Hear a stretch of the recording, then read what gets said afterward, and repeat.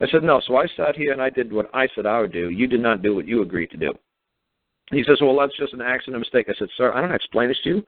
If you're 12 years old, 20 years old, 120 years old, it's not a mistake. It's a lifestyle.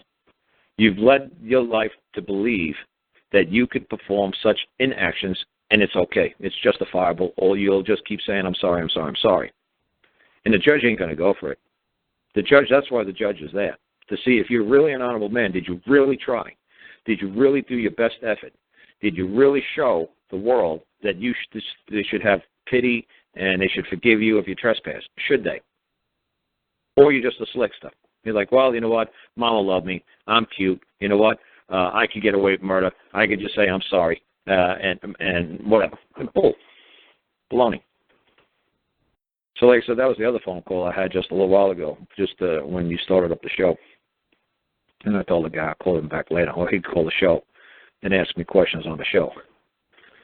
But like I said, it's a lifestyle. And if you can't do something simple, like text message when you say you're going to text message, or show up when you say you're going to show up, if you don't show up, it's like, okay, did you fail to appear in court? Yeah. Did you put up a bond? Yeah. Did you give him your word? Yeah. That's why Dean Clifford's sitting in jail. Dean Clifford was told he put up a bond. He didn't fail. He failed to appear, to answer to the bond. He's like, I answered it with paper. No, you said you'd physically reappear as the man representing the person. Now appear as the person in the form of man. Do it. Then say to them, I don't believe you have jurisdiction or control over the man. Then leave. But you have to show up. You gave them your word, and you're going to have to show up. So now they're not going to give you another bond. They're not going to release you until the day of your trial because they don't trust you at your word anymore. That's something that happened to Mark in Atlanta. It was going from whatever he was supposed to appear, didn't appear, bond, something happened, and they said, well, now that you're on the bond for the pot charge, we're going to hold you here until the day of the trial. And down in Atlanta, you're going to wait a year or two for the trial. So I understood why he said, well, I'm going to get the hell out of here. I'm going to cut a plea and get the hell out. Yeah, that's right, because you're on bond. And when you do something wrong when you're on bond, I don't care if it's a traffic ticket. I don't care if it's spitting on a sidewalk. That's what the judge told me in North Carolina with the moonshine charge. He says it's a misdemeanor, $300 fine, 3 years unsupervised probation. But he told me, he said, I warn you, you spit on a sidewalk, you jaywalk, you do anything, the slightest thing wrong where a cop talks to you. The cop says, what are you doing this? You know it's a violation. You know you just farted or you just burped. Let me see who you are. He runs me. Oh, you're on probation. Oh, you're on bond. You're out on you're on recognizance. Oh, okay. So then they're going to arrest me. They're going to give me a nice little rest and some nice little respite in a nice little resting area. They're going to put me in a nice little resting cage. They're going to arrest me. And they're going to hold me there. And they're going to say, well, you know what? Farting in public or burping or crossing jail, it's really not that big of a deal. But you agreed that you would not do anything while you were on probation, and you did do something. Anything. I don't give a F what the hell you did. You did a little F in something. I don't care what you did. So now we're going to hold you here until the day of the trial. Oh, what's the trial going to be? For the moonshine. Now the moonshine is going to come all the way back from the beginning. It doesn't matter if I did it for 2 years and 354 days. I was a day, 353 days. I was a day or two short. It doesn't matter. It doesn't matter. It's going to go back to day 0 because I broke my word. So when people says, well, you know, I told you I'd be here, but I wasn't here. You broke your word. You said you'd do something, you wouldn't do it, and you would do it, or you will do it, but you won't do it. Now, which one is it? So how are we to, why should we deal with you ever again? And that's exactly what the courts are doing. So like I said, that was a perfect example. I was hoping, I'm pretty sure he's on, I don't know what his name is on this thing, but I'm pretty sure he's got his hand up, and he told me he got his hand up. So, is he from Washington? No, he was, let me see. Virginia? No, he was, no, his number is WNC, like West North Carolina. So, like I said, I'm sure he doesn't want to talk to me right now, man.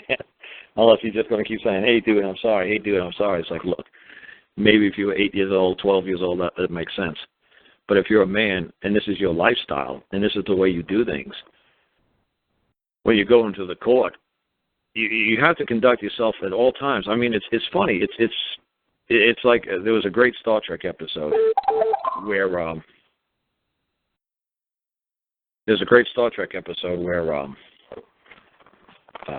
oh, you said you were going to call me. I'm calling in now. Oh, that's too funny.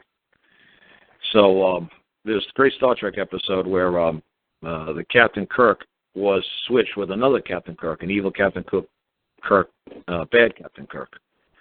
And the good Captain Kirk realized he was in a negative world, like in a bad world, and he was the bad guy. And everybody in the Enterprise was bad people. And the good captain and the bad captain was shipped over to the good world. And, you know, it was on a 60-minute show. 58 minutes was the good captain trying to, you know, survive the bad world. And the last 2 minutes was when the captain came over, the good captain came over back home. He said, wow, that was freaky, like Mr. Spock. I was over in the bad world, and I had to act bad all the time. He says, man, that was amazing. He says, your evil Mr. Spock was, I think he was catching on that I wasn't really bad, that there was some good in me. He said, how long did it take you to figure out the bad, evil Captain Kirk was on this side of this dimension? He said, oh, it took us 2 seconds. We realized you were out of your effing mind. You were out of total control. You were just pure evil. We knew that wasn't you because you wouldn't do such a thing. See, it's very easy for a civilized man to act uncivilized, but it's very hard for an uncivilized man to act civilized. It's very hard for a person to act like a man, but it's very easy for a man to act like a person. So the judges are just looking. Are you a person or are you a man? And the judge could tell the difference. Is this you know, individual acting like a person, or is he acting like a man? It's like I said, if you watched, I'm trying to remember, I don't know if it was The Prince and the Pauper. I think that was the movie that the Dickens novel. I think that's what it was. And where the kid looked like a twin, he had like a twin, or he had somebody look just like him. And the kid tried to pretend he was the king, but he was failing miserably. Nobody was believing it. And then the king, even though he came back and he was dressed as a pauper, as soon as the guy walked into the courtroom, everybody realized that this pauper, even though there was a king with a crown on, it's like that's the real king, just by the way he was acting, just by what he was saying, just by the way he was moving through the court. They knew instantly, even though he was dressed as a pauper, this guy has been trained to act like the king. This guy knows the rules. This guy knows how to hold court. The guy, even though he has a crown on and he looks like the king, we're not buying it. We're not getting it. It's just not going to fly. So see, that's what I'm trying to say. It's how you conduct yourself in public. It's a lifestyle. And then once you understand the lifestyle and you start accepting the lifestyle, you'll start to say, at first when you hear my kind of stuff, you'll say, oh boy, I'll get away with all kind of mayhem and nonsense. I'll learn this stuff and I'll make $1 billion. I'll jerk the banks and credit card companies. I'll really F with them. And man, I'll drive 1,000 miles an hour and F with the cops. But then as you progress along and you start understanding the concept of responsibility and liability of that of a man, then people like, people call me up and they say, you know what? I was thinking about being slick with this stuff, but he says, you know what? The more and more knowledgeable I become, the more and more I want to do the right thing, and I don't want to do sneaky stuff, and I don't want to take advantage of those who, of the banks or the police. And it's like, yeah, it's amazing how you start to, you start to turn. You start to say, holy crap, this is different. This is a different way of looking at life. This is a whole different way of being. It's like, yeah. It's kind of fun. Like I say to people, I've never had a credit card in my life. I've never had a mortgage in my life. Could I have credit cards? You better believe it. Can I pay them off a penny a year for the next $10 billion? Of course I can. Could I have a great credit rating at the same time? You betcha. But to me, it's like, nah. You know what? Let me work with my hands. Let me produce a product, or let me serve the people. Let me do something. Let me not just try to escape through life by just in paper and pen and ink. Let me try to do something, that has worth, that has value. Not just like let's shift numbers on a ledger sheet. Let's just push a keyboard and push a decimal point here and there. Let's try to act ethical. Let's see if we can do this. Because if anything ever happens, like I said, a sunspot hits and the whole world goes black, you're still going to need decent people running around. Somebody's got to try to know how to, act towards their fellow man. And I'm just trying to teach people how to act. But like I said, too, and then when Catherine and Joe, they were doing sentencing, and I really wish that my voice came in crystal clear, because there's a lot of good stuff I was telling them. And they're going to call me up sometime during the week, and I'll tell them if they recorded it. I tell everybody, you better be recording me, or I'm going to get pissed. And it's so funny. It's just so opposite of the way everybody's trained. It's like, you're recording me. I hope you're not recording me. I hope this is just between you and me. It's like, oh, dude, you better be recording this, and you could give it to everybody on planet Earth. I have no shame in my game, and I'll tell you exactly what the hell I think, and if you don't like it, that's okay. That's just what I believe. Because a lot of people don't seem to understand is when the Crown or the state prosecutor or anybody, even another man, says that, I saw you on my front yard, or we saw you, in a bank, and we also saw space aliens, and we saw, it's like, look, dude, whatever you thought you saw, lovely. You know what? Make your claim. Say I've done you wrong. Take me into an open court, and we'll determine what the jury determines. I'll bring my facts and my evidence, and I'll bring my case against you, that you're bringing a false claim against me, and you're causing me harm. And you bring your case forward and saying, I and a whole bunch of space aliens were sitting in the middle of the bank on Tuesday morning. That's fine. If that's what you witnessed, if that's what you believe, that's fine. If that's your conviction, if that's your belief, and you will convict yourself if your convictions are not true. If the jury says, no, we don't believe you witnessed what you witnessed, and the guy could scream up and down and say, I know it was you. I know it was 300 space aliens. I know what I saw. Hey, dude, you know what? Nobody's saying you didn't see what you saw. The only problem was, did I cause you any direct harm, injury, or loss? No. Then guess what? You're causing me harm, injury, and loss by your ridiculous claim, your ridiculous story, your ridiculous, you didn't have your car registered, or you didn't pay your income tax, or you were jaywalking. Okay, who did I harm, dude? That's supposed to be, okay, that's fine. You don't think that's a proper thing to do? That's fine. That's your belief. You know what? The only problem is there's no actual any kind of damages. Do you have any damages, any physical damages? Not that your feelings are hurt or you were really. Where's the damages? Give me the bill. Itemize the bill. So, that's what we were talking to Catherine and Joe about that because they were going for sentencing, and the whole thing with sentencing is just, I said, just keep challenging jurisdiction. Just keep saying, She says, well, when they call out a name, what do you say? You say, I, the man, known as Joe, am present in the court, and I, the person as Joe is present in the court. Be the person and be the man. I said, be both. And she's like, well, how are we going to play that? I said, well, obviously you put it in writing. And you just say, your person, the prosecutor, and your person, the judge, held a trial against my person, the defendant. Lovely. The only problem is I've been challenging jurisdiction the whole entire time. I kept saying by your person, intercourse with my person is causing either man or the woman harm.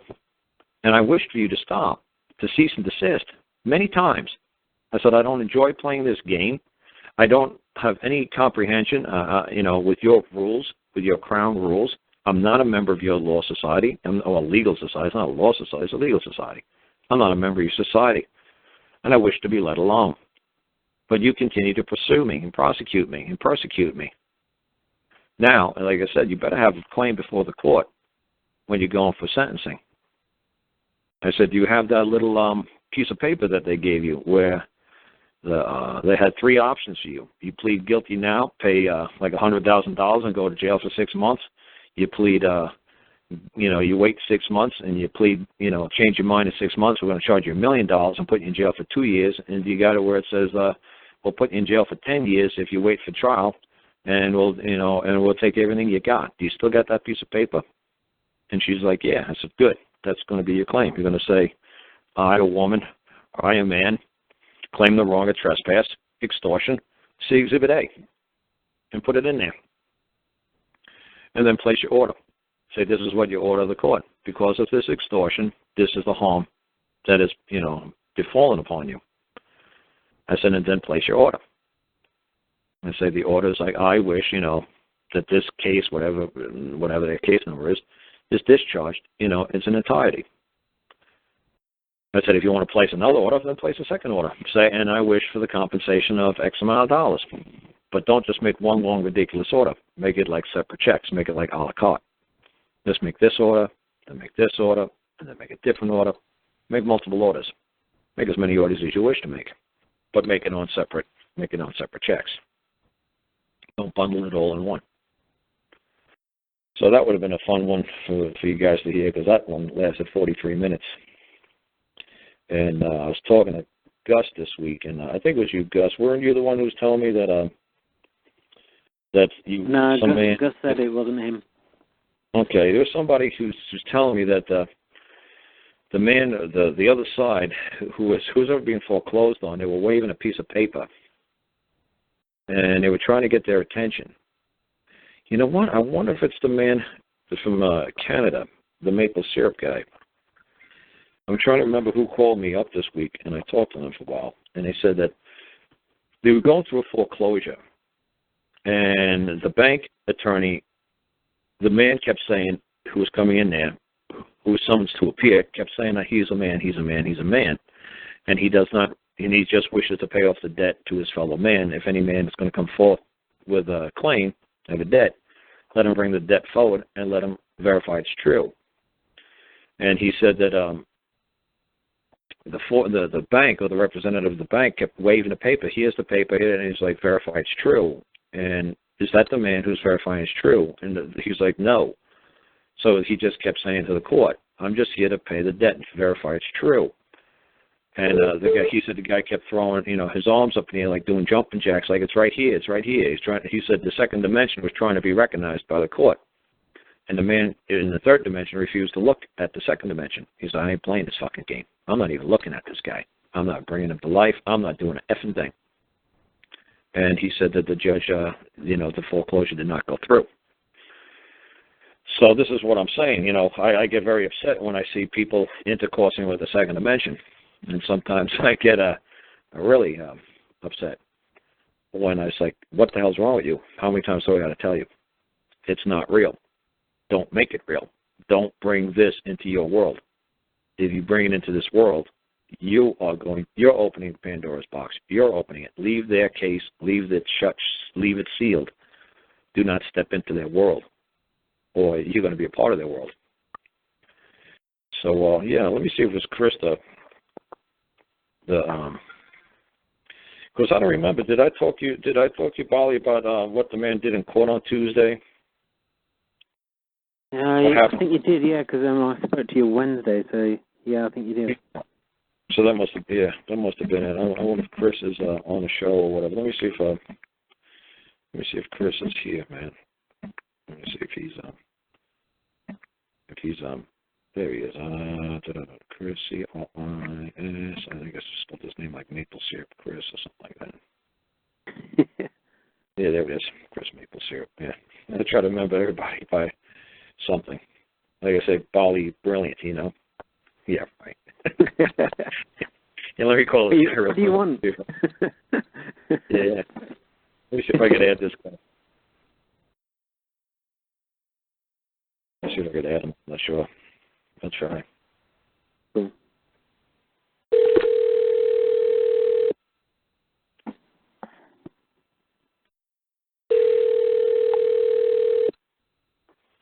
Hello. Hey, Chris, how you doing, man? Good. How are you? Not too bad, man. I'm starting to do a show here, and it's only like an hour, man. But were you the man who was talking to me about the foreclosure? And there was some guy waving his, the court. Was that you? No, nothing about any foreclosures. I'm trying to find. I thought it was Gus who was telling me earlier this week. I said a man went into with a foreclosure, and he just went in and said very simple. Let the man come forth with the claim of a verifiable debt. That is the money overdue. Was that you or no? No, we've never dealt with any foreclosures. Too bad. Somebody I was talking to, that's so bad about talking to so many people, and I'm not calling Australia. Yeah, exactly. But I could have sworn it was Gus. Then I said, well, maybe it was Chris, and then it's like, well, maybe it's a guy. It's like, you know what, Australia. It's like, you know what, I'm just gonna wait for that person, during the week and try to put my phone calls on the show, but sometimes they come in good, sometimes they don't. So I could look on my phone calls during the week and try to just upload it onto the show. But no, the man was just saying something very simple that, he said the bank, attorney said that, here's the paperwork that you signed, here's the paperwork, here's what you owe. He's like, oh, are you the man who's going to come forth and verify the debt? And the bank attorney said no. And then the guy just kept saying to the magistrate or the judge, look, I'm here to settle any debt. I'm just waiting for a man to come forth with the verifiable. I'm just here to pay the damn debt. Just can somebody come here and come forth with the bill? And he said the guy started like doing jumping jacks. Like, here it is. It's over here. It's over here. It's over here. And he's like, are you going to verify it's true? And he's like, no. So he just ignored the guy. He was like, it was so funny, and the foreclosure did not go through. So I'm trying to remember who told me this during the week. But like I said, I talked to so many people, I can't remember, man. Who told me this? Yeah, I bet that's a lot. You probably talk to 20, 30 people a week. Oh, man, yeah, I can't imagine how many people I talk to. Well, don't you said that you record all your calls on your phone. Could you just go back and try to find it? Right, and that's what I'm saying. Then I got to try to go back and find out, I talk to 10 people a day, and then I got to go back. And it was just try to scrub through it all would take a while. Yeah, it wasn't the main story. It was somebody talking to you, like what happened with you and your dad in court, and we started talking, and then he said, oh, yeah, by the way, it was a really funny story, man. Up here in Canada, or over here in England, over here in Australia, what? And so, the guy went in with a foreclosure. Yeah, he just would not acknowledge that the second dimension existed. He would not acknowledge that there was, and he told the court, that I'm a man. It's like, if there's no man present here, this is common law. I don't stand under legalese. I don't understand. I don't comprehend it. I'm an idiot in legalese. I just want to talk man to man. Who's the man that's going to come forward? And the magistrate or the judge totally recognized that. Well, that's what happened kind of with you on Tuesday, whatever. You know, what were you saying about the attorney for the Crown kept saying that he didn't understand or whatever? Oh, yeah. Why don't you tell us a little bit what happened there, man? About what happened in court?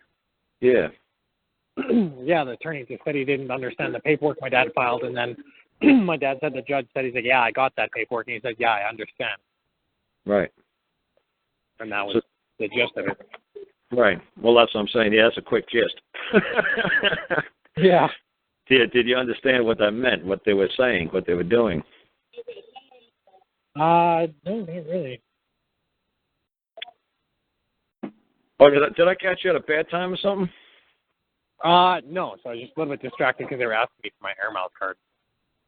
Oh. My dad is paying for some stuff, and they kind of just were bombarding me with questions. So now I'm good now. Oh, okay. Yeah, because like I said, I told Bali what happened, and I think I told Gus what happened. Mm-hmm. That you went into court on a Thursday or Friday, and you put some paperwork in. So it was actually Monday. So we were going to put it in Friday, but we just really wanted to get it nailed down properly. We went over it a lot more on the weekend, and we had it Monday. So we went in Monday morning, and we made sure we got the copies in right, wrote down case numbers on each paper, and every single cop we filed the notices to. So we had so many copies of things, and then we went in, and we filed it with the clerk, and then they told us to take it up to the prosecution's office, and then that's when Andy was – well, no, I actually went to the secretary. And she says, oh, what's this? It's like, oh, we were just told to bring this to the prosecutor's office.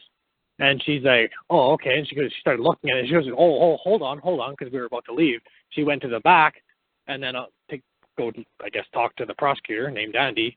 And then all of a sudden, a couple of minutes later, Andy Wyatt comes through. And he comes through. He goes, yeah, what's this? I'm like, oh, it's just we were filing some paperwork. He goes, oh, he's like, here, you can take the rest of these pieces of paper. He thought they were just copies of the same thing. But they were, if he actually read through it all, it was basically copies of notices, but with different names on for cops, right? So he's like, oh, okay. He's like, yeah, whatever. No big deal. I don't care. So we kind of laughed at that, and then we walked out. And then we had court the next day. They were all notices to your fellow man that they trespassed. And even though that they were, under the color of law, you still believe that they've done wrong. Yep. That's what the notice was. but yours was the short version. Exactly. Yeah, no, you didn't give nothing to no cops. Yeah, he didn't say nothing about any cops. He said something about your fellow man, cloaked on the color of law.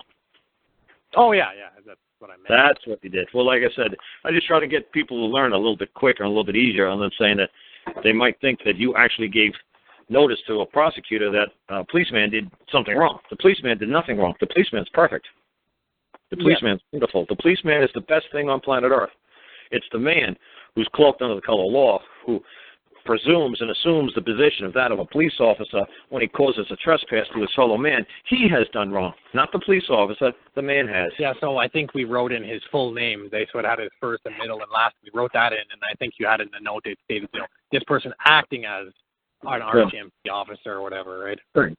Right. Who at times may act. Right. Yes, just simple stuff. Right. Yeah. Well, like I said, what I'm trying to do with my show, what we're trying to talk to people, is I'm trying to get them. I'm a minimalist, but sometimes you actually have to say the man who at times acts as a police officer. Definitely. It's. I try to say everything to the minimum, but sometimes that is the minimum. A man who acts at times as a police officer. Mm-hmm. That's the minimum. You can't say the police officer because they say, oh, police officer, oh, they're immune. Oh, police officers, whew, they can't do anything wrong. Oh, police officer, in the dictionary, they're the most wonderful, beautiful creatures on planet Earth. So everybody knows a police officer can't do wrong. Yeah, exactly. But a man can. Uh-huh. And he could be cloaked as a police officer. He could be disguised as one. He could look like one, but he's not acting like one. Mm-hmm. You see what I'm saying? So this is what like I say to people when they say something simple like, well, go after the man who acts as the judge. It's like, you can't sue a judge. Of course you can't sue a judge. That's the most ridiculous thing I ever heard. Well, you just told me sue the judge. No, I didn't. I said go after the man who acts as the judge. Yeah, big difference. Huge. There's no comparison. It's not even on the same planet. It's not even the same dimension. Not even the same level. I didn't even say anything even similar. There is no, well, that's the same thing. No, it's not. It's just like when a kid asks Harry Reid, and I tell people to watch it a million times, man, on YouTube. That's the best description of IRS and liability. It's the taxes to a centralized government. The kid asks Harry Reid 100 times. Harry Reid comes with the same answer. Thank God for Harry Reid, because he right to the point. No bullshit. Just straight to the point. And he said what was true. The kid just said, well, taxes are voluntary. Like in all these nations, taxes are voluntary. And Harry Reid said, well, yeah, absolutely. But if I don't pay my taxes, I go to jail. Yeah, you probably will. Well, I thought you said taxes are voluntary. Of course they are. Well, if I don't pay my taxes, I'm going to go to jail. Well, yeah, you will. Well, wait, sir, you said it's voluntary. Yes. But you said if I don't pay them, you're going to go to jail. Yes. He's like, sir, you're saying completely. He says, no, you're asking me two completely opposite. They're not even on the same damn dimension. And Harry Reid was exactly right. And this poor kid, he was besides himself. And I just kept laughing. I said, Harry, this is like child's play to Harry. This is like a 2-year-old talking to him. And this poor guy, I'm sure he's got some sort of degree. He probably went to liberal arts college. His mommy, daddy, he probably, won the beer bong contest, on spring break all the time too. But it doesn't mean that he knows what the hell he's talking about. He thinks the words that are coming out of his mouth, like synonyms, or it means the same thing. No, it's not. It sounds similar. It's not the same thing. Well, yeah, definitely. So, like I said, people are just sloppy and they're lazy in the words that they use. So when I use words, like when I have Bali in England, Bali is funny. He wrote a claim.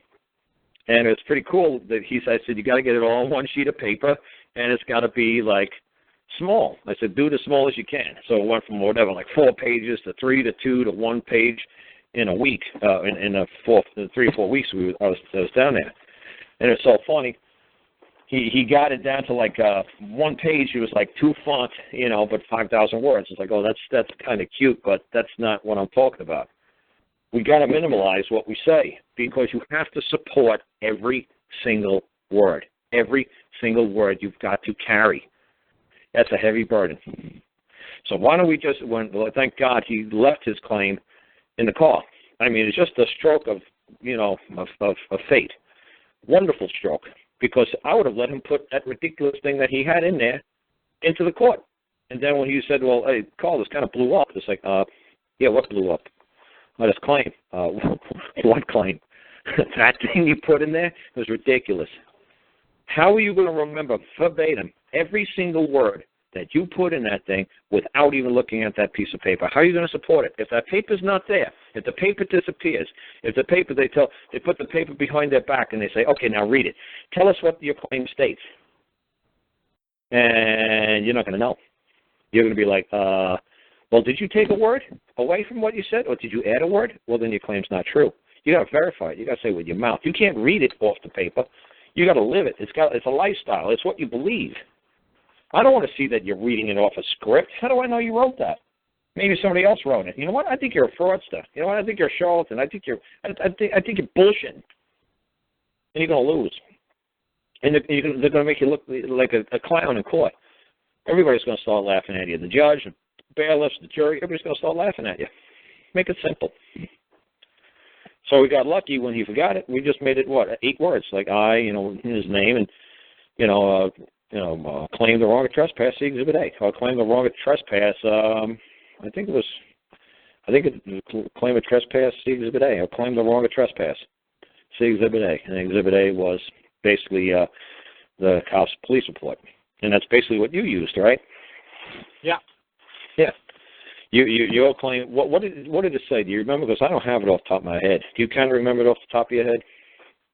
We were claiming trespass, for one, and then we were stating that this man trespassed upon our land, basically, and we put C Exhibit A, we put the bill of sale, and then that's when we got into our domestic authority. After that, in the next one, that, we were in our domestic authority at the time of the trespass, and we were willing to forgive all wrongdoers if they stopped proceeding against us. Right. Okay. And the second exhibit was also the arrest. So. Oh yeah, I know. Yeah, I know. I think that was the first exhibit was the arrest. Like claim the wrong The trespass. first exhibit we put in was the bill of sale, and then the second exhibit was the arrest. Okay. All right. Yeah, like I said, I remember it was a couple. It wasn't too amazing. It wasn't too complicated. I'm sure the judge really appreciated it. That it wasn't like this ridiculous Freeman nonsense. Yep. Yeah, exactly. I'm sure they all got a sigh of relief. It's like, oh, go ahead and tell about what the attorney, that you had an attorney. Oh, how he withdrew. Or how he left. Yeah, after we filed, my dad sent a notice to the attorney saying that he didn't want to be his lawyer anymore. He just wanted to be co-counsel from now on. He then called my dad at 6:30 in the morning after he got the notice and asked him why. And then my dad explained why. And the guy thought it was just kind of like silly stuff and nonsense. And then he says, you know what? I'm just going to withdraw is what I'm going to do. Well, what did your attorney want your dad to do? Why your dad? He wanted my dad to file or to say that he was guilty, because what he could do is if he said he was guilty, he'd put off sentencing until May. Whereas if he didn't say he was guilty, they'd basically put sentencing a lot faster. Right, and Barley was talking about that earlier when he was talking. He was saying that why, because he asked, go ahead, Barley, say that again to him about how they have a lot of responsibility to the court. So I was speaking to a solicitor, and it was actually my next door neighbour, and it was the solicitor was his friend. So he put him on speakerphone, and I told him a little bit about common law and stuff, and he said, well, I have a solicitor who's a friend of mine, but he goes, I don't think he'll be able to help me. And I said, why, what did he say? And he said, well, he told me just to take the points. And I said, okay. And I said, well, when he said, let me ring him up. Maybe you can ask him a few questions, and maybe between you can figure out a plan. And I said, well, my plan in my head's clear, but I don't think you quite fully understand it, because he's French. He only understands code. And he passed over the phone, and I spoke nicely to the solicitor. And the first question I asked was, I said, I've just got to ask this real, burning question. That I know my neighbour's your friend, because obviously he's ringing you out of hours late at night. And I said, if you were representing him, or if he paid you some money, who do you have allegiance to first? Who is your duty to first? Is it to the court, or is it the guy who paid you? And flatly, he answered, the court. Yeah, so just hang on there a second, Bolly. A lot of people don't really understand that when I try to explain it to them a million times. So when it's your court, when it's your... Let me explain it in a different way then. So imagine you've joined members, a club, let's call it the legal society. So you've gone through your training, you understand their terms, conditions, beliefs, and then when you engage with, say, a different society, clearly, if you only trained and went to university and only knew about the legal society, then surely you're in some way going to be biased. So even if somebody from a different society, from mankind, turns up and gives you money to represent them, again, your origins or your allegiance, because of your training over the years, is still the legal society. And hence, when you're turning up to an administrative court, it's mainly the legal society. The judge is part of the legal society. The other barristers or solicitors from the legal society. Everybody's from legal society except for you. Well, I'm glad you jumped in, because that was another 5 minutes of tape that you were able to eat up. But no, that's not where I was going with it. What I was saying is, he said that his first allegiance and duty is to the court, correct? That's right. Okay, now, why do you think I tell people to make it their court? Then the barristers, the solicitors, and all the clerks, whose duty and allegiance do they have to? Who do they have to hold their allegiance to? Mankind. That's right, you, because it's your court. That's why they don't want to give you your court. That's why they don't want to turn the courthouse over to you, because they don't have a freaking clue what you're going to do, what you're going to, what you're going to order, what hoops you're going to have them jump through. They don't want to let you take over. They're like, hell no. That's why they're fighting so hard, because they know the power of taking over the court. See, I'm glad you totally missed it. The first duty and allegiance is to the court. So when you file your claim and you make it your court, their duty and allegiance flips over to you, the man. You're the new chief. You're the guy in charge. You're the king. You're the top cheese. They don't want to give it to you. What, are you kidding me? They don't want to work for you.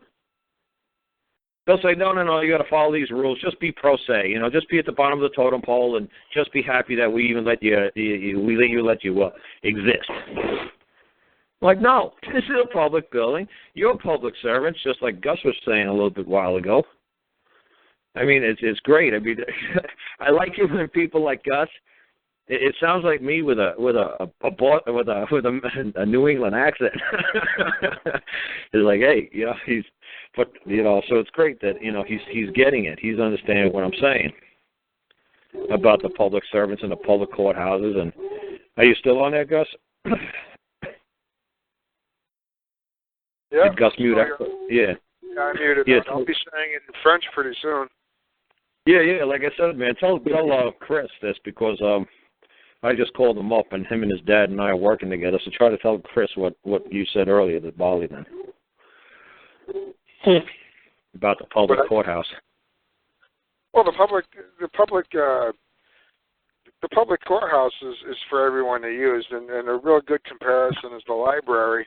I know if I go to the library looking for a book on watermelons or how to build a little red cart, they're gonna tell me exactly where the book is.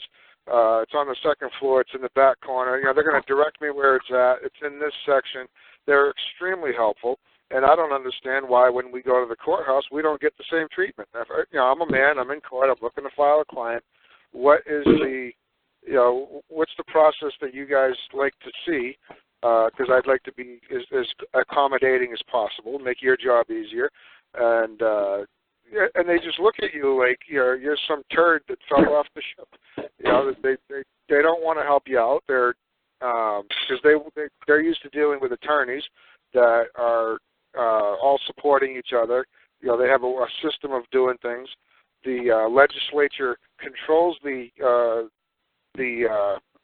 Bar Association, sort of. Here in New Hampshire, the Supreme Court makes the rules which have the force and effect of law for the courts. But yeah, what are they called? What are they called? What are they called, Gus? Court rules. No, they're called codes. What kind of codes are they called? Oh, they're statutes. The canon codes? I don't know. I was looking that up. I couldn't find anything on canon code. Yeah, canon code is what the Bar Society and the judges, or how they all must, their ethics. That's their, like, religion. That's like their Bible, is the canon code. So if you're looking for how the Bar Association, how the judges, how the court clerks, how they are supposed to act or not act, you look for the canon codes in your district or territory, province or state. You look for the canon codes. And you can show them when they're acting out of turn because you're claiming it's your court. And they have a duty and allegiance to the court. And then that's how you call them out. You call them out not only is it my belief that you're a fellow man, and this is a public building, you're a public servant, and you must abide by what I wish. Not only do I believe it, but when you have a duty and obligation to the court, and according to your canon code, the court, which is usually 99% a state attorney taking over the court, the people taking over the court, the state of New Hampshire, versus somebody 99% of the time, you have a duty and obligation to them, right? Yeah. Well, now you have a duty to me. Why? Because I'm now in control of the court. I'm making a claim to have access to this courthouse at this time. And I know you don't want to interfere with my right to access this courthouse, do you, Bob? Not only, Bob, can you not do it, but you cannot do it as a judge. So that's how I use the comparisons. Like you always see me saying, not only is that my belief that you as a fellow man cannot interfere with my capacity of my ability to do X, Y, and Z. But doesn't it also state in your canon code, doesn't it maintain the position? Isn't it rigid? Isn't it maintaining a statute? Isn't it rigid? Isn't it defined within your code? Something similar in which it reads that the first duty and obligation of a solicitor is to the court, or to the judge is to the court, or to the court clerk is to the court. Whose court is this? Yes, it's a public courthouse. The courthouse and a court is not the same damn thing. You know why? It's got a couple extra letters. Whose court is this? This is what I did with that judge in 2007 when I did that with Judge Owings. And I made that very simple opening salvo. I said to him, when is court open? And he looked at the bailiff, and everybody remembers the rest of the story. He looked at the bailiff and says, they assigned me from the Alabama Supreme Court. I'm not quite aware when the court is open. Bailiff, when is the court open? 8:30 to 5 o'clock, sir. He said, 8:30 to 5 o'clock call. Mr. Lentz. One more time. Let me get this straight. One more time. I said, I want to ask you just one more time. And it's so funny watching the Attorney General's office and everybody on the other side, social service, and everybody starting to laugh. It's like, oh boy, here goes Carl. He's going to get thrown out of here in like 2 seconds. I said, let me do this one more time. I didn't ask you when the courthouse is open. I asked you, when is court open? He said, whenever you wish. And I looked over at the Attorney General, and they started to stop laughing. I said, and when may I make that wish? He's like, let's be reasonable about this, Mr. Lentz. I said, I'm a very reasonable man. When may I make a wish? When this court to be open? You see what I'm saying? So he understood exactly where I was going. The Attorney General's office didn't understand. The Social Service people didn't understand. The guardian ad litem didn't understand. But this judge knew exactly where I was going. I said, let's make something even simpler, because I threw him a curveball, because I knew what the true answer was. I said, when is the term of the court? Is it in six months? Because it's really a year. Where can you find all these? In canon code. When is the term of the court, sir? 6 months? He says, no, a year. That's right, I know. From the time I filed or from the time you were seated? From the time I was assigned the case and seated. Thank you. He said, yeah, I know. I know it was a year. I was just messing with you to see, what you were going to do. If you're just going to agree with me or you're going to tell me what was true. So then the Attorney General's office and the other people on the other side stopped freaking laughing altogether and realized, holy shit. They were saying to themselves, I guarantee they were saying, I don't even know what the hell Carl's talking about. It's like, yeah, because I'm reading canon code. I'm pulling them into their own freaking world. They've never had to deal with this. They've just bullshitted people so many times for so long that they don't even know their own damn rules. So I actually read the rules of their game. This is how you're going to. I said, who filed the claim into the court? Who filed the notices into the court? Who did it? He was like, well, you did, Mr. Lentz. Whose court is this? It's your court, Mr. Lentz. That's right. Absolutely right. I stopped looking at the judge. As I was questioning the judge, I stopped looking at him after the second question, and I was looking directly at the other side. That's right. It's my court. Exactly. Now, if I wish to convene court on Christmas Day at 1 o'clock a.m., what happens next, sir? He says, Carl, let's be very reasonable. Sir, answer the question. Well, the sheriff's department would call me up, and I'd come on my way down here, but I live like 100 miles away. You do know that. Sir, that's irrelevant. I'm asking you a simple question. What would you have to do? He said, I'd get up out of bed, and we'd convene court. That's right, at my leisure. That's right, at my leisure. That's right. When it pleases me, that's right. I act at my pleasure. I move at my leisure. That's right, like what I did when I went to Canada. They said, well, I thought you were up here for business. No, I don't need a permit. I don't need any kind of commercial license or code or, contract to come up here to Canada. I move at my leisure. I help these men at my pleasure. I said, it is up to me to decide. Nobody's forcing me. I'm not compelled to perform. I have no obligation or duty. This is not business. I'm not up here in a commercial capacity. I'm here at my leisure because it pleases me to do so. So it was a lot of fun talking to those guys. And like I said, it was the same thing as fun talking to the judge when the judge knows whose duty and obligation he has because whose effing court is it? So then I looked at the judge and I said, now, what does the prosecutor have to do at 1 o'clock on Christmas Day? They said, well, you will summons the sheriffs and you'll want to hold court and he'll, call up the prosecutor. And what will the prosecutor have to do? Well, he'll have to show up. But he'll probably say F call and F calls court, right? Because I'm nobody, right? I'm nothing. What happens next? He's like, well, he will appear. I said, that's right. I'll issue out a warrant for his arrest, won't I? And they will bring him up here forthwith, won't they? And he said, absolutely. Yeah, we go get it. You ready to go? Yeah. No, I'm taking your. All righty. Yeah, we're going to run down to North Carolina and try to go get that car. But I think that's a pretty good way to end that story. But like I said, the prosecutors, they realized when it's your court, whose court is it, courthouse. And I really loved the way Gus was talking before, saying that doing a dance hall venue like I do, that's great. It's a venue because you always see that in those legalese documents. You always see something that says venue and jurisdiction. Venue just means, hey, it's an effing building. It's paid for. We rented it out for a day. We rented it out for 2 days. We paid the filing fee. We're good to go. That's the venue. It's that simple. Nothing complicated. It's close to the defendant. It's not going to be a struggle for the witnesses to appear. They're all relatively close to this building. That's all it is. It's a building. That's all venue means. It's where freaking building we're going to meet up at. And jurisdiction just means how we're going to meet in it. In it is under the control. At is the venue. Jurisdiction is in. Under what control? How am I making you part of me? Where's their joiner? Where's the nexus? That's okay, Jim. I'll walk outside. No, it's okay, man. You can do it, man. Yeah, you have to turn the air compressor on. But yeah, that's funny. Yeah, you watch Gus' video where I'm working on a car doing the show. And yeah, I'm freezing my ass off right now in this frozen ass garage doing the show. I don't give a damn. You know, I got to do what I got to do.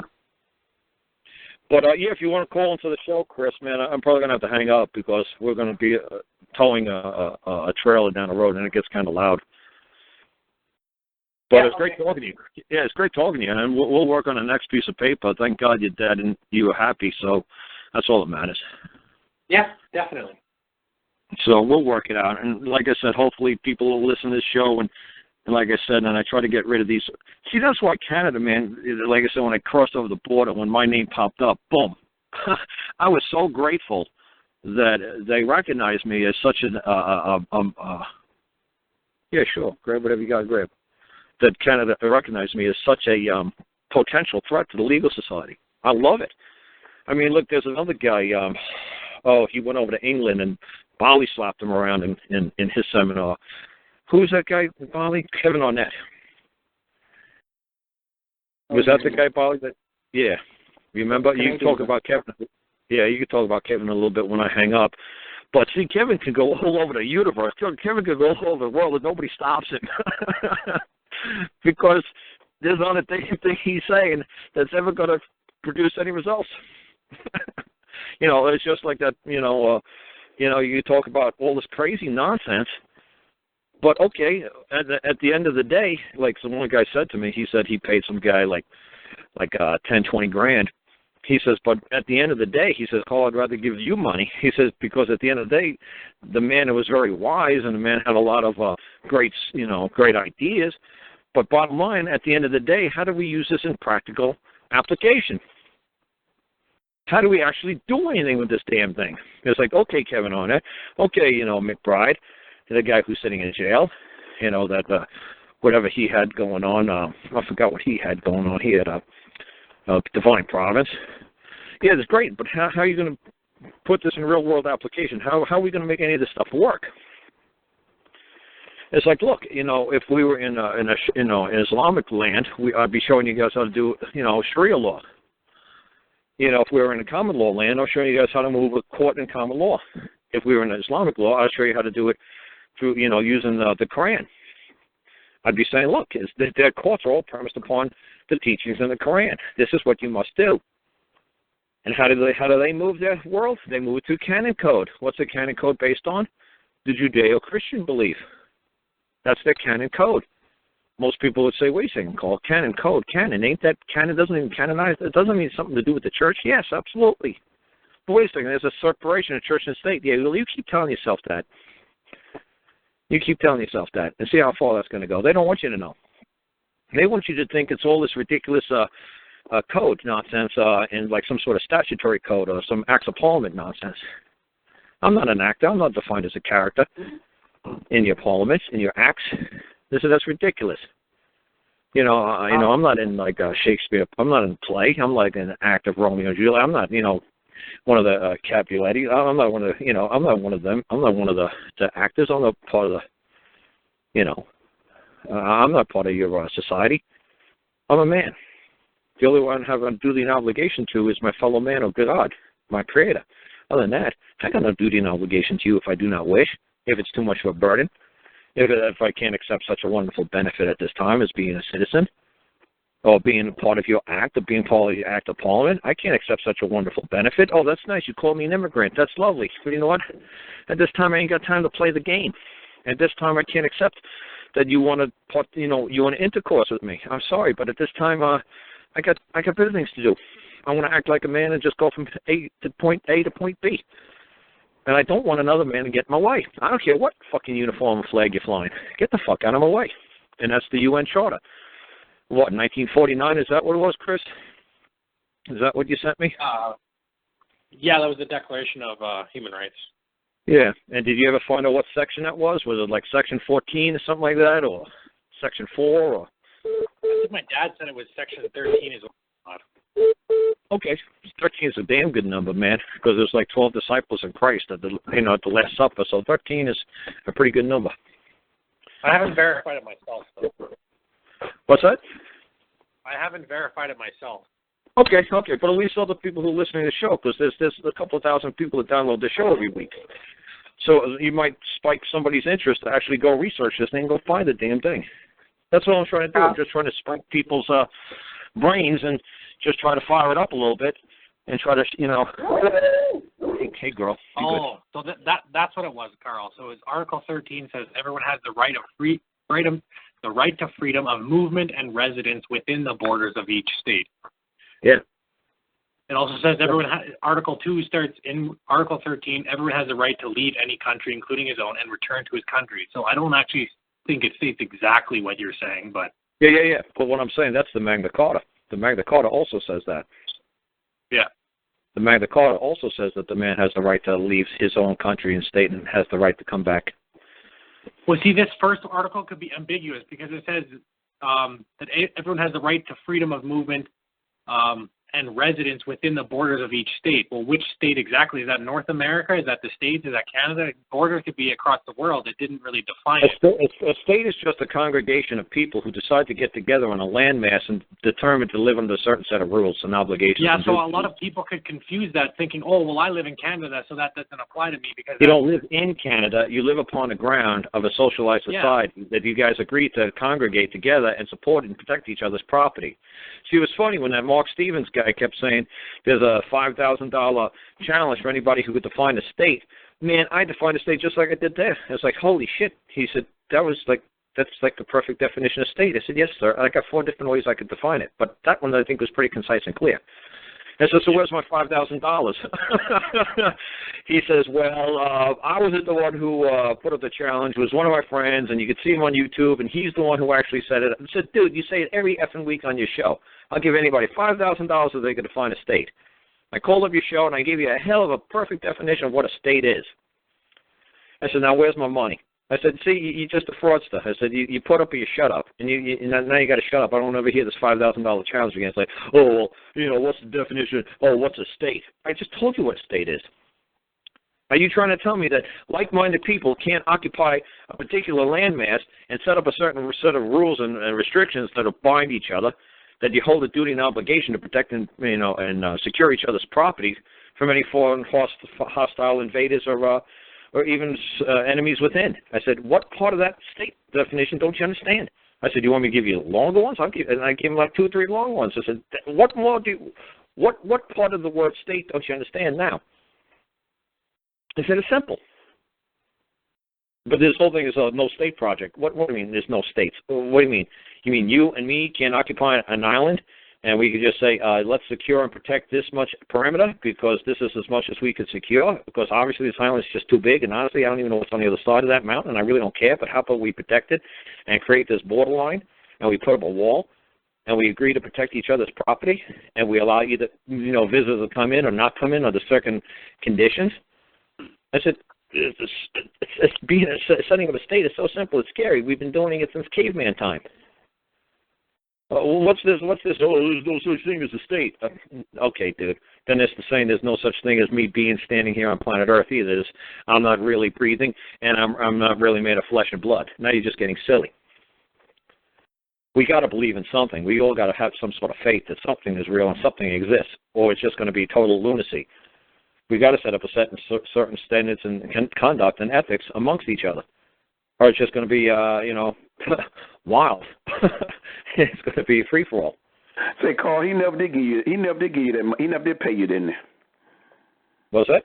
He never did pay you that money, didn't he?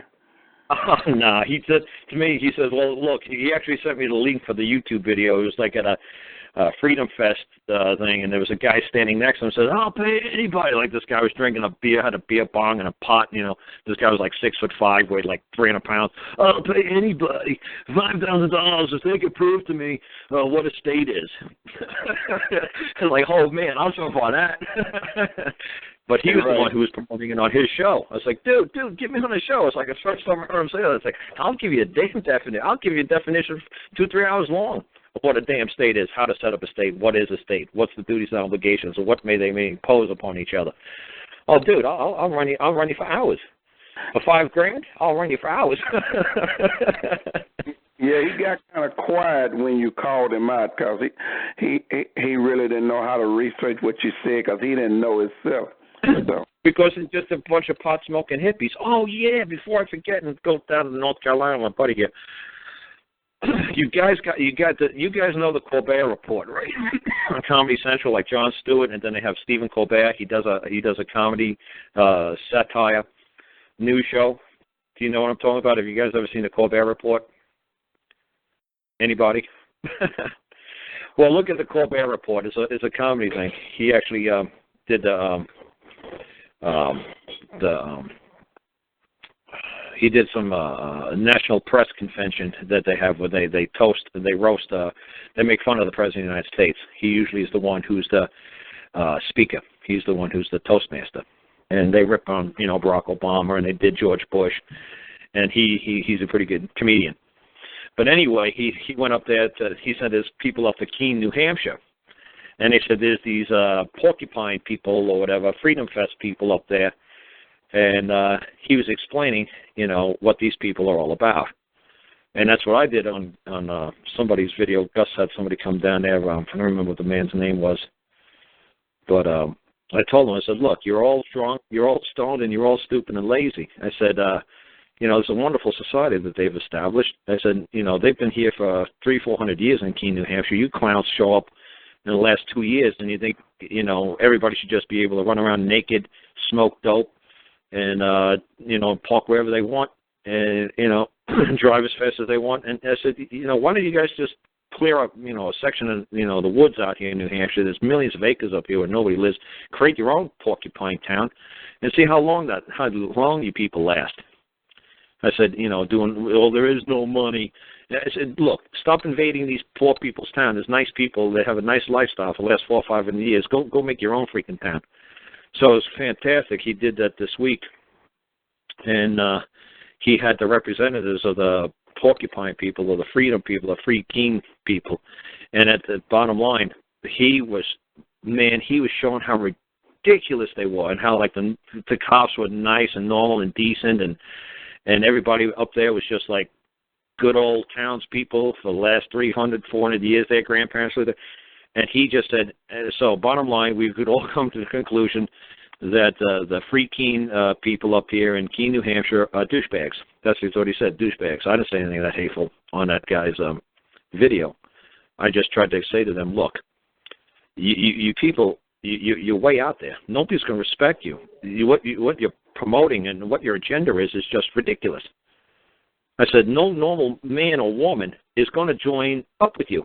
You got to be like tree-hugging, toad-licking, pot-smoking hippies. I said, nobody wants to deal with it anymore. People want to use their debit cards. People want to be able to drive down a road and not be stopped every 5 feet by a cop. I said, we want to work with the other side. You people just want anarchy. I said, this is ridiculous. I said, go out in the woods and go build some teepees or something. Go hunt down some acorns. I said, but this is a wonderful society. I can only imagine my grandparents or great-great-grandparents could have only imagined the opportunities I have that they never had. And like Gus was saying earlier with the courthouses, our grandparents, and our great-grandparents, and our great-grandparents built those public buildings for our benefit. It benefited them at the time. Yes, it's true. That made them work and had them, productive. It had them, making an income. They had they were gaining wages by their sweat off their brow. But they were producing this thing not to cause harm to man, but to be a benefit to man. So this is what I was trying to explain. You've got to call the public servants out and say, look, this is a public courthouse. You're a public servant. I'm the public. This building serves the people. Somebody asked me that this week. I said, did you realize why? That's the man I bet you who I was talking to, whoever the man I was talking to about this. I said, do you understand why the man was able to run into the White House about a week or two ago? Why the man was able to run into the White House and get one room away from the Oval Office, the green room he made it to. I said, do you understand why he was able to do that? And he was like, no. I said, because it's been the custom of the occupant of the White House to not lock the front door because it's the people's house. And he's a servant of the people. And if the people wish to come in, the people, all they have to simply do is come through the door. And he's there to serve. It's that simple. And he's like, wow, really? I said, the White House has always been unlocked. And he's like, I did not know that. And I said, well, how can't you know that? How can't you know that the White House has had this tradition forever to not lock the front door? He said, well, we thought it was locked. No, that's ridiculous. It's the people's house. It's not the king's house. It's the people's house. The people have right to access that house anytime they wish. Really? Yeah. The same thing that happened with Bali in England. When I said to them, I want to access this Queen's bench after hours. And it's like, then everybody's like, oh, you're crazy. You can't come in. Come back at 10 o'clock in the morning. It's like, no, I wish to, hold court now.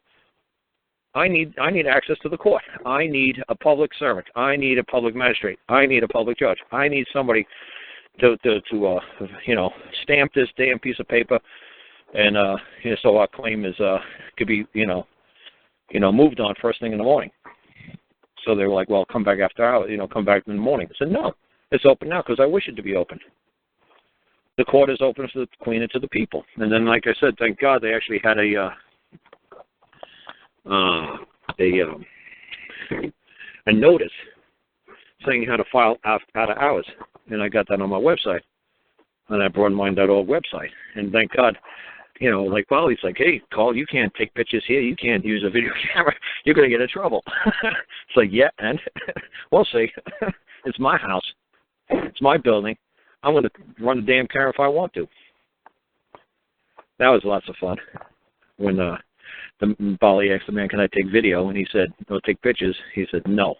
So then I just clicked open my video camera and started rolling. And Bali and the guy was just looking at me. And I was like, and Bali whispers to me, he said, Carl, didn't you hear the guy? He said, you can't take video. He said, no, you can't take pictures. He didn't say that I couldn't take video. You asked if you could take pictures. He said, no. I didn't ask, can I take video? I said, I'm not stupid enough to ask a public servant what I can and cannot do. I'm a man. I can do whatever I wish.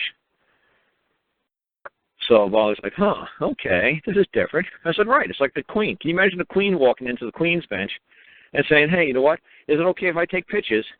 This is a lovely bench that is like titled under my name. Would anybody mind if I start snapping photos? Of course you wouldn't ask. She just start flipping it open and say, hey, oh, this is another one of my buildings? Oh, this is cool. Well, you got to act like it's one of your damn buildings. As long as you act like it's one of your damn buildings, they'll treat you like it's one of your damn buildings. If you act like you got to ask for permission for like a little child, they're going to treat you like a little child. They're going to tell you, no. Because if they tell you yes, like I say to people a million times, look, if they tell you yes, you could take pictures. What happens if you're taking pictures instead of stop watching where you're walking, and you trip and you fall down, and the camera goes through your eyeball or something like that, and then you're like, well, you told me I could do it. And look, since you told me I could do this, I really couldn't do it because I'm not capable because I don't have my balance, and I'm not going to hold you liable. So the best thing to always say is no. I mean, that's what I say to people. You have children, you're a parent, the first thing a kid comes up to you and says, hey, can I have, it's the first thing you say in your mind 99% of the time is no. The first instinct any parent has is, oh, no, here comes this fucking kid again. Oh, no, oh, my God, here we go. Daddy, can I? Oh, no, you can't. Because what's the odds of the kid I ever said, Daddy, can I give you a hug? No, the kid's always saying, hey, Daddy, can I have $5? Daddy, can I have the car? Daddy, can I have a lollipop? Daddy, can I have money? Oh, damn. Now what's this kid want? And so like I said, so public servants are so used to just saying anytime they hear the public ask him, can I, or I want to, the first thing they say is no. So obviously you say to the court clerk, well, I want to file this, or can I file this? They instinctively say no. You don't want any damn thing from them. You don't ask them, can you do it? You just say, I require you to do this. Well, this will be done today. Just like their boss would say, here's a case, file it today. Say, well, I want to file it. No, you wish to file it, or you require them to file it. Well, you tell him file it to me.